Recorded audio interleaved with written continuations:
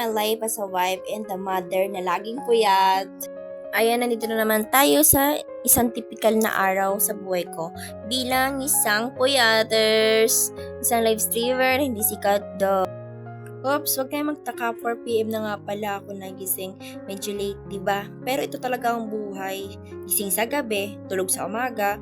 Minsan nga parang hirap mag-adjust eh. Parang sinusubok ang katawan mo, pero ganun talaga. Kung may pangarap ka, kailangan mo magsakripisyo, diba? Gusto mo magtagumpay, kailangan mo ang sipag at tiyaga kahit mapagod ka, fight lang. Pero kahit na ganito ang setup, kailangan pa rin mag-adjust. Nagising ako ng 9 AM para mag-umagahan, ginawa ko pa rin yung kailangan kong gawin para maging productive para sa pamilya ko, di ba? After ko mag-breakfast, syempre nag-lunch din ako. Pero dahil na rin puyat, natulog ako after lunch para makabawi ng konti. Kasi bilang isang puyaters, live streamer, hindi talaga maiwasan na magpuyat.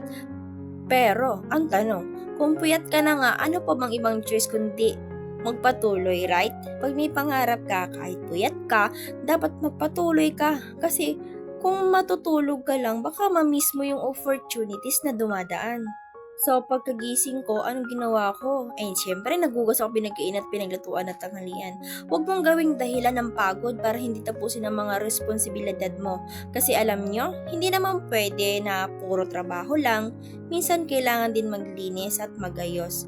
Habang nagugas ako, naisip ko ang buhay parang hugas laba din, di ba? Minsan, kailangan mo maglinis ng mess sa paligid mo para mag-clear yung mind mo. Laban lang! Habang naghugas ako at nagkakape, nagmuni-muni ako, yung tipong kalma lang.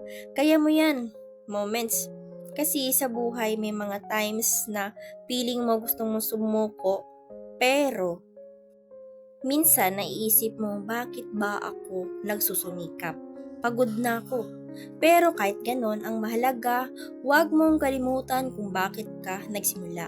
May mga pangarap tayo na gusto natin makamtan hindi lang para sa sarili, kundi para sa mga mahal natin sa buhay. And kapag nakita mong happy sila dahil sa mga sacrifices mo, parang lahat ng pagod mo worth it, hindi ba?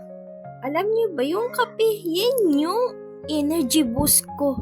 Hindi ko maintindihan kung paano ko ba ng kape, pero ito yung secret ko. Habang tinitikpan ko yung kape, naisip ko na ang buhay ay hindi laging madali. Pero wala namang mangyayari kung titigil tayo, diba? Tanggapin mo man o hindi, life will always test you. Pero sabi nga, what doesn't kill you makes you stronger.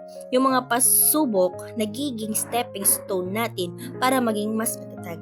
Kaya kahit puyat ako at medyo stress, I keep going para sa pamilya. And after nga niyan, pagkakapi ko, nagwalis ako sa loob ng bahay. Kailangan ko magwalis di lang para maging malinis ang bahay, kundi para maging maayos din ang buhay. Pero totoo, mga simpleng bagay na ito, nakaka-relax din. Yung mga bata, habang ako nagwawalis, nandun lang nanonood ng TV at ako naman, abala sa mga anik-anik sa bahay. Nakakatawa kasi mga simpleng moments na ganito, naalala ko kung gaano kahalaga ang balance sa buhay. Kasi hindi pwedeng puro trabaho. Hindi pwedeng puro kasiyahan lang. Kailangan din ng tamang oras para sa pamilya at sa mga responsibilidad sa bahay. Una kong nagwalis ay sa loob ng kwarto, tapos sa sala. Pagkatapos nun, inayos ko rin yung mga gamit at mga anik-anik sa paligid, yung mga bagay na hindi mo agad napapansin, pero importante. Alam nyo, kung gusto mong maging successful, hindi lang trabaho ang kailangan mong asikasuhin, pati ang sarili mong kapaligiran. Kasi kung magulo ang paligid mo, magulo din ang isip mo. Kaya kahit sa bahay lang, try keep things in order. Gamitin ang time mo para maging produktibo, hindi lang sa trabaho kundi pati sa pagpapabuti ng sarili at ng iyong paligid.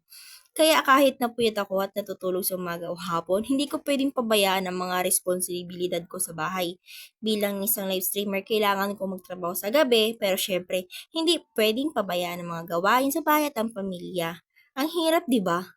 Pero sabi nga nila, no pain, no gain. Hindi lahat ng bagay ay madali. Pero sa dulo, lahat ng pagsusumikap mo para sa pamilya mo rin. And of course, super thankful ako kasi sa supportive husband ko na laging nandyan para sa akin. Siya ang isa sa mga dahilan kung bakit ako nagpapatuloy. Kasi sa mga moments na medyo napapagod ako, nandyan siya para magbigay ng lakas at magtulungan kami.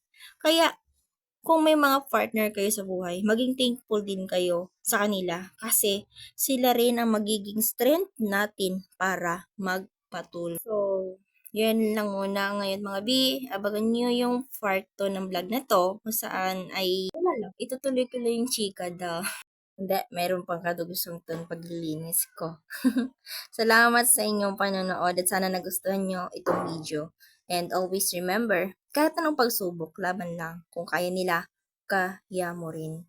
That's all. Thank you for watching.